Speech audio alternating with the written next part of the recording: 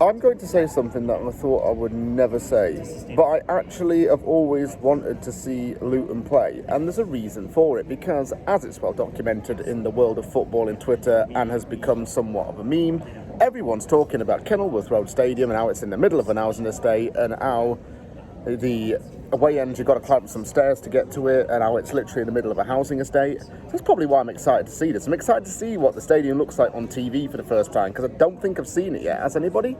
I don't think that Luton's had a game in the Premier League anyway, broadcasted on TV. Have they not? Well, Friday's going to be the first time to do that, and maybe West Ham will get some more signings in by then. But who knows? Either way, I'm looking forward to seeing us play Luton.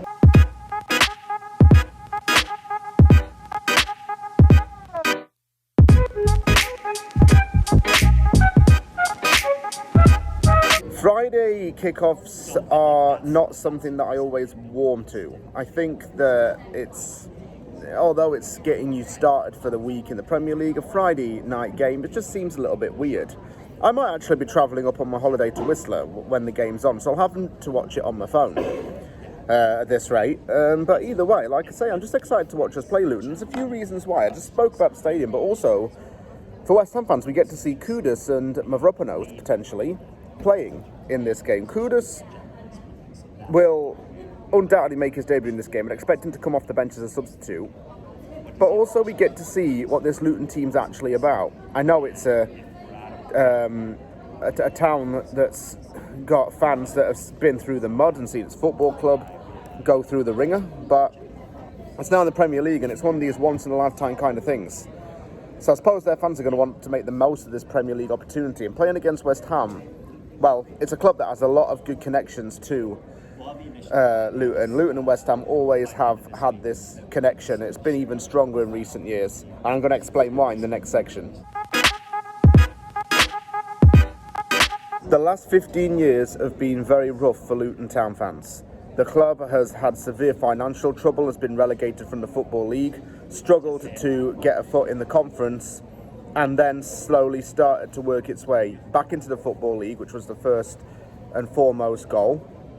Then get into League Two, then get into League One, and then get into Dreamland to get into Championship, and then last season beat Coventry City in the playoff final on penalties to get to the promised land of the Premier League. No one understands what this means more than Pelly Ruddock, a former West Ham Academy player who's literally gone from the conference to the Premier League. There was another player who did something similar, but not to get to the Premier League. There was a guy called Nathan Pond who played for Fleetwood Town, and he went from the deep depths of non-league football to the Football League with Fleetwood. Ruddock took it that one step further and went into the Premier League. Another big connection that really stands out for me with West Ham and Luton is a man called John Still. He's an East End bloke, born and raised in working class East London. He managed Dagenham and Redbridge on a few occasions, managed Luton and got them into League Two. Also is someone who's very respectable. He was good friends to David Sullivan, he's good friends to Barry Fry as well, and he's just a very proper East End bloke as well. Very good manager who likes to be organised and old school. He's in his 70s now and he's not getting younger, but he's someone I just wanted to mention, just show my appreciation towards as well. When I look at this Luton team, I want to talk about the signings they've made. One thing that stayed is a connection they have with Barnsley, because they signed Mads Anderson for a then record fee. The Danish defender joined from Barnsley. They've also signed some other players who've come from the Championship. And I wouldn't say this is necessarily the right rebuild they need. However, in a way, it makes sense, because they're getting in people from the Championship to keep with them in case they go down. Well, that's my take on it anyway. Ross Barkley and Tim Krul signed, two Premier League notable names. Chong signing from Birmingham City as well. He's looking an alright player actually. They've signed and they've also signed Issa Kabore, a right back who's come on loan from Manchester City, who plays international football for Burkina Faso.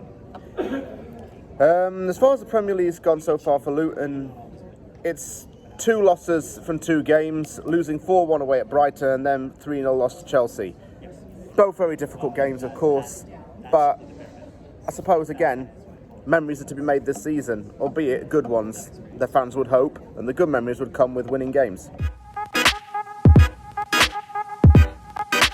I watched a little bit of Chelsea's game against Luton, and I had to say that one player who really surprised me for Luton was Elijah Adebayo. Thought he looked really quality, to be honest. He was certainly above the rest of the players.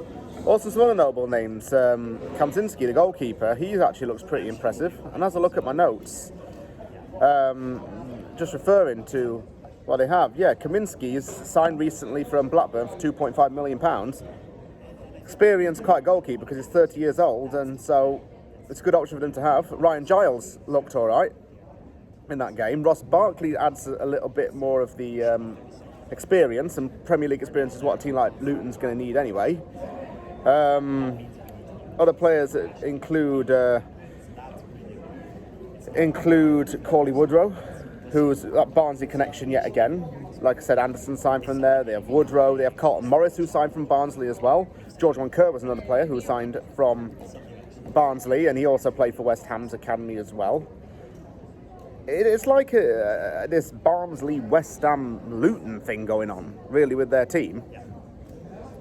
But to summarise, Adebayo is definitely the one I'd watch out for, because he does look quite a good player, and with a little bit more maturity in the Premier League, he might actually be all right.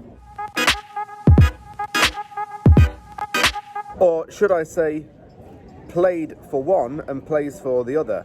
Dan Potts is getting a mention in this.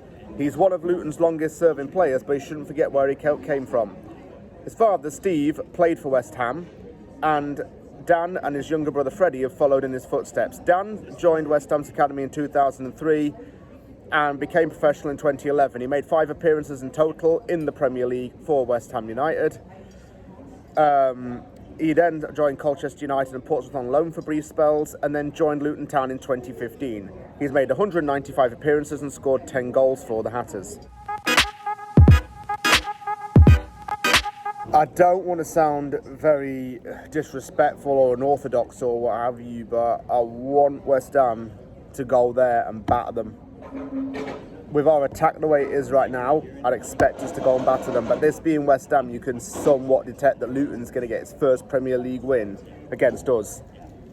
So, I don't know really. I'm going to say 3-0 to West Ham and keep it like that just to be polite.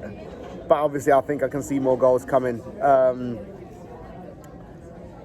just going to say 3-0 and leave it there, because if I keep going on, I'll just end up sounding rude.